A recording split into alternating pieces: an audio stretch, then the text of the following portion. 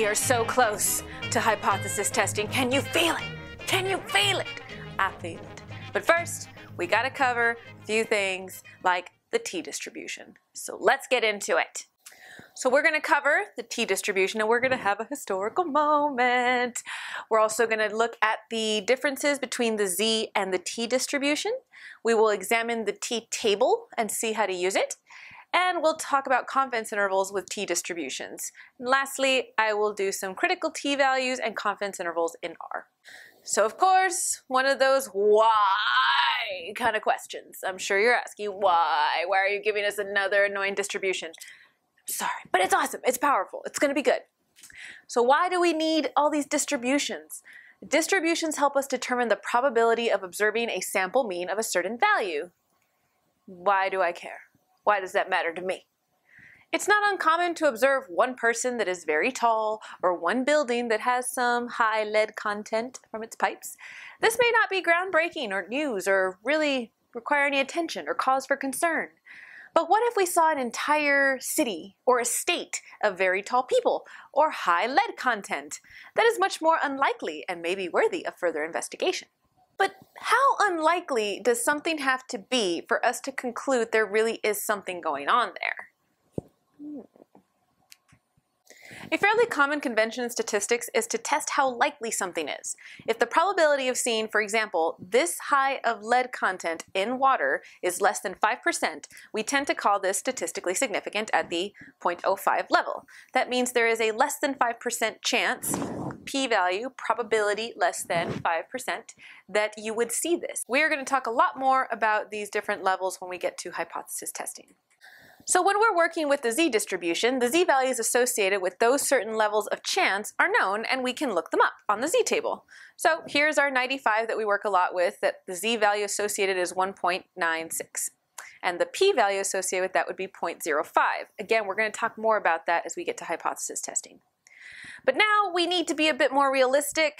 Rarely do we actually know sigma, and sample size can be small sometimes. We need a different distribution now. The t-distribution.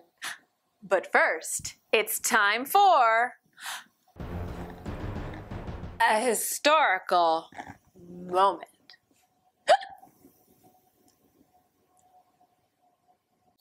Today, our historical moment is brought to you by William Seeley Gosset, aka Student. He was a statistician, chemist, and the head brewer for Guinness beer.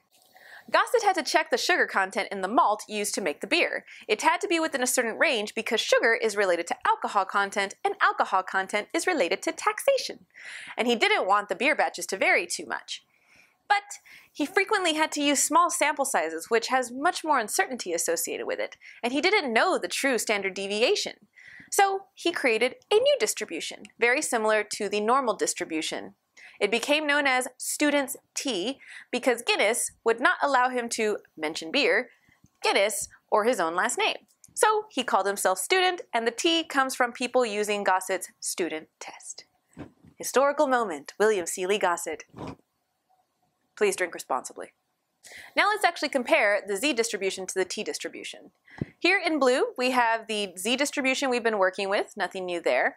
Down here, we have the t-distribution that has a sample size of 30, and here we have a t-distribution with a sample size smaller than 30.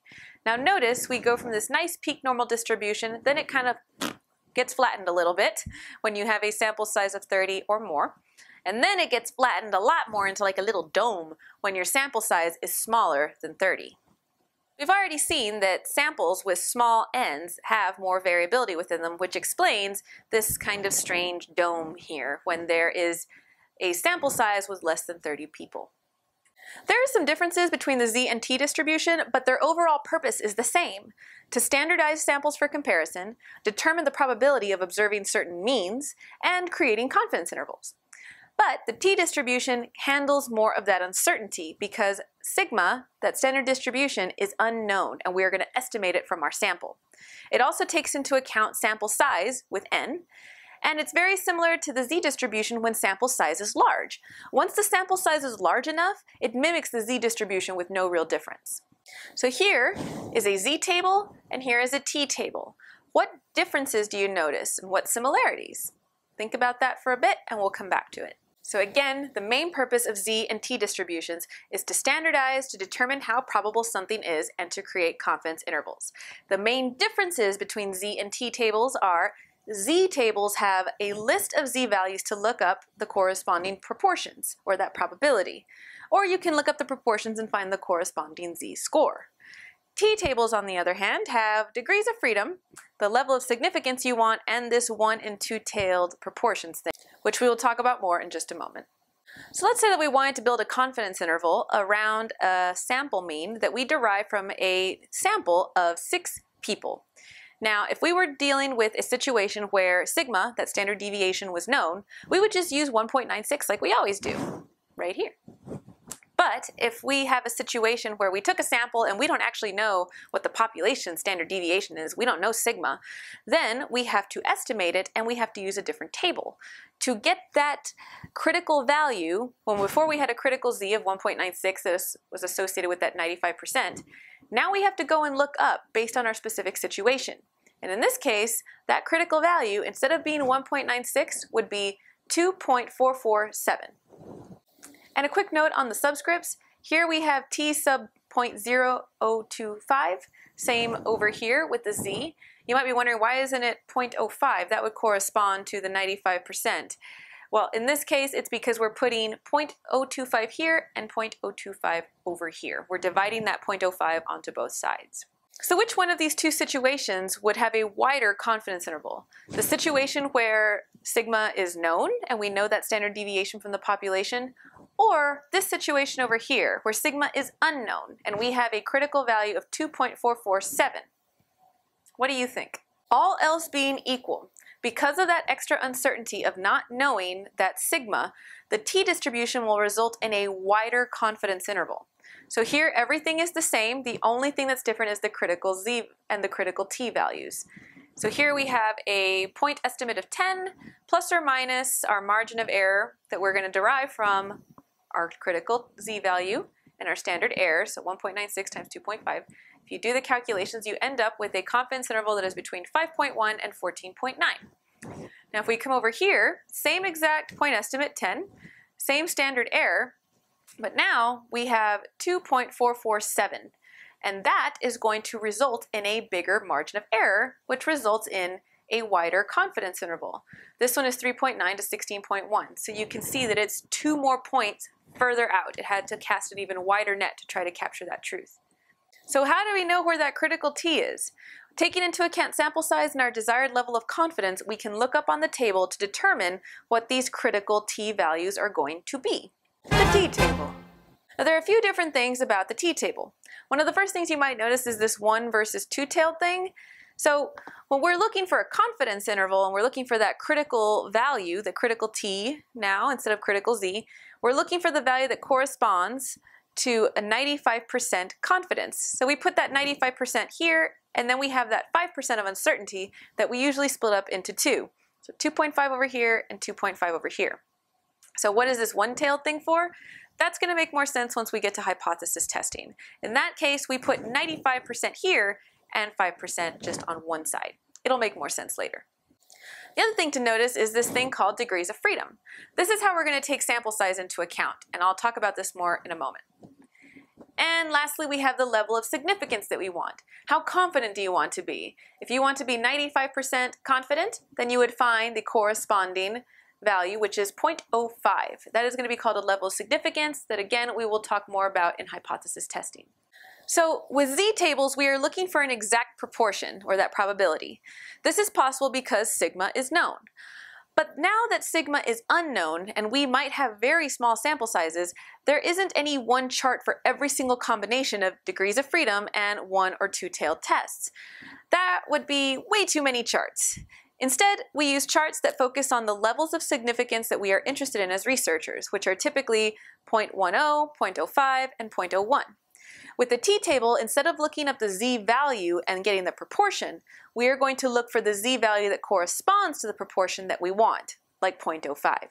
Remember, we need to know how far out 5% is and what T critical value corresponds to it. So why can't we just use the 1.96 anymore again? Because sigma is unknown and we have to take our sample size into account.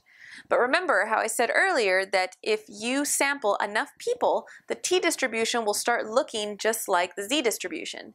If you were to look at your table and look at the 0.05, which corresponds to 95% confidence, and you look over here and your degrees of freedom are infinity, which means that you sampled everybody, then you have the same z-value and t-value, that 1.96.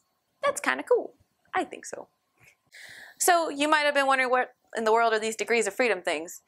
Okay, so degrees of freedom are the number of scores allowed to vary when you're calculating a statistic. Suppose that you want to have an average of 85 on all 3 of your exams.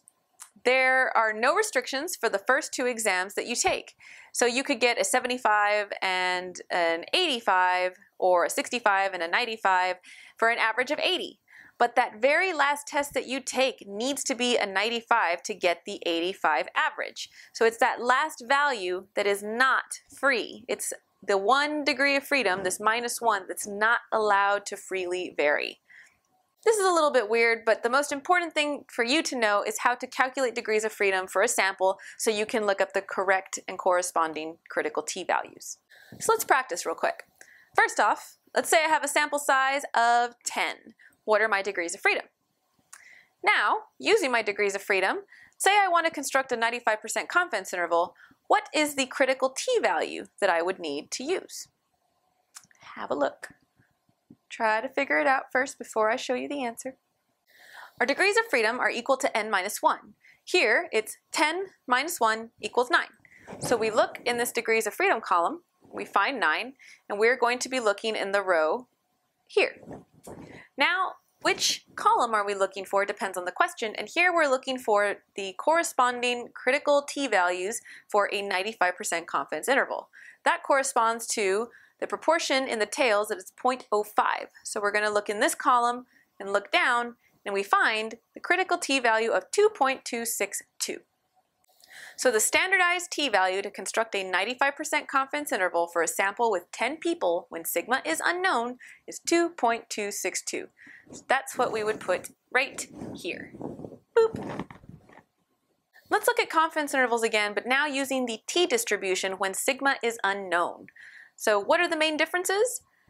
Now we are estimating standard deviation, so we use the S notation rather than that sigma. And we're going to be using the t-table to get our critical t-value. One more time, are confidence intervals wider or narrower when sigma is unknown? Does uncertainty make your confidence interval more precise or less precise? And does precision mean wider or narrower? Think about that one. So to answer those questions, we need to know what affects the width of our confidence interval again? The margin of error. But what affects margin of error again? Sample size, standard deviation, and the critical t-value or the level of confidence that you want to have. We know that using t is always going to result in a wider confidence interval because it penalizes small sample sizes and unknown sigma. For 95% confidence intervals, z is always 1.96 when t depends on sample size, but it is always equal to when n is large or greater than the z critical value, all else being equal. The larger the critical value, the wider your confidence interval. Remember, the bigger that this number gets, the bigger it makes your margin of error and the bigger it makes your confidence interval. Let's compare the t and z distributions again. For a sample size of 10, the critical t-value, so that means that sigma is unknown, would be 2.262. If we were going to make the same 95% confidence interval, but in a situation where we sampled 10 people and sigma is known, the critical value would be 1.96. It always is when the z distribution is being used. Now notice that when we have unknown sigma, we are pushing this critical value here, we're pushing it further out. So here it's tighter into the middle for the z distribution, and the t distribution, it pushes out further. Now this corresponds to your confidence interval. It's going to make it wider and thus less precise using the t distribution. Now let's actually try an example. A random sample of 25 college students revealed that they worked an average of 6 years at a job before being promoted, with a standard deviation of 1.3 years. Compute and interpret a 99% confidence interval for the mean number of years worked at a job before promotion. So in this situation, we're working with a sample, and this standard deviation is not sigma, it is S. It is estimated from our sample. So here is our information. Firstly, we need to go and get our critical t-value. So what are our degrees of freedom? We had 25 people in the sample, so we do n minus 1, 25 minus 1 equals 24. We look here at our degrees of freedom and we find 24. Now this time we are not looking for the 95% confidence interval, we're looking for a 99. And the value that corresponds to that is 0.01. So we go down this column and we find our critical t-value is 2.792. You might be wondering, why is this critical t so large? Because we had just done a few examples where we had the 2.4, 2.2, but now we're at 2.797. Why is it so big? Well, because we want to be 99% confident. So we have to widen our confidence interval to try to capture that true mu. Remember, the more confident you want to be, the bigger your net has to be that you throw out to try to catch the truth tuna. Now, if we go through all the calculations, which are basically the same as a confidence interval using the z critical instead of the t critical, we get 5.27 and 6.73. So how do we interpret this confidence interval? There are a few different ways to interpret this. These are just a few examples. One way to say it is if we were to take repeated samples of size 25 and compute 99% confidence intervals around each one, approximately 99 of those jobs would contain the true mean number of years worked at a job before being promoted. That also means that 1 out of 100 times we'll get a confidence interval that is too high or too low and does not contain that true mu.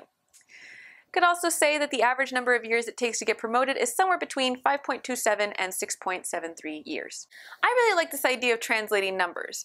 When before we would take our raw values and translate them into the z-scale, we're doing the same thing, but now we're using the t-scale because we have to account for the fact that we do not know sigma. Now here, we're creating that 99% confidence interval, which is between 5.27 and 6.73. Now what does that mean again? It means that if we did this again, took another sample and calculated another average, 99% of those averages would fall somewhere between 5.27 and 6.73. Now this is in the original scale, and this is in the standardized scale. If you were to take any mean and translate it into the standardized t-value, then you could figure out, is it one of the 99 that fall in here? Or is it one that falls outside of it? Even if you're 99% confident, there is still that 1%. 1 out of 100 times, you're going to get a sample mean estimate that is either too low in this situation or over here too high. So let's look at this one that's too low. We had a sample mean of 4.3, which is not in our confidence interval between 5.27 and 6.73. If we translate this raw mean into a t-value, we would end up with negative 6.54. This is just like doing the z translation, but now it's just in t instead of z. And that number is also way past negative 2.792. So notice, even if you're doing raw or scaled, they're going to tell you the same thing. They're both too far out. Same thing over here, but now this is an overestimation example where let's say we calculated a sample mean of 7.2. If you translate that mean into a standardized t-value, you would get 4.61. So again, they're both far out, and this is just an example of that time that you might miss the truth. For most of the examples we look at, I will be writing the standardized scale followed by the original scale. The standardized scale is technically easier to statistically think about, but the original scale is usually more realistically easy to think about, which is why I like to include both. If I ask you to calculate a confidence interval, how do you know which method or which table to use? Well, you can ask yourself, is this a sample with a known sigma? If you see Greek, that sigma symbol, you know it's the z distribution. Or you can ask, is this a sample with unknown sigma? Do you see an S instead of that sigma? If you see that S, that means that variance is unknown and is being estimated, and that means that you need to use the t distribution. At this point in the lesson, I can hear a few of you from miles away uttering the words, "Why are we doing this?" I know. Thus far, we've been creating these confidence intervals around our point estimates because we have to acknowledge and be humble that our point estimate is probably not the exact truth, so we put this little wiggle room around it and create these confidence intervals. But all of this has been working us up to being able to test bigger and more interesting ideas. Next up, we're finally there. Hypothesis testing. This is what we've been working towards. I will see you there. Critical T and confidence intervals in R. We can use R to get our critical values rather than having to look them up on the T table. The function we use is called QT, and we just have to specify the level of confidence we want and the degrees of freedom. So here, if we want a 95% confidence interval, we would write QT, parentheses, P equals C, parentheses, 0.25 and 0.975, and then the degrees of freedom. This right here is telling R that we want 95% confidence. There's 95% in between those two values. Remember, we have 0.025 on the bottom, 0.025 on the top. Those are the 5%, so 2.5%, 2.5%. We're looking for the middle 95%. That's what that's doing. We can also do 99 by specifying 0.005 to 0.995, because again, there's 99% in between those two values. And this will tell you the two values that correspond with that level of confidence. And these two things will give you the critical T value that corresponds with those levels of confidence and degrees of freedom. Here is the example of job promotion that we did earlier. First, we specify the average, 6, the standard deviation, the sample size, and the degrees of freedom. Here, I'm asking R to tell me the critical values associated with 99% confidence and saving them as my critical T99. And down here, I'm going to get my margin of error. I use my critical T99, that critical value we just looked up, times the standard error, which is of course equal to the standard deviation divided by the square root of n. Now we have our margin of error. Now this time, it's even easier because this margin of error contains two numbers. If you click on this object, it's going to have the negative number and the positive number.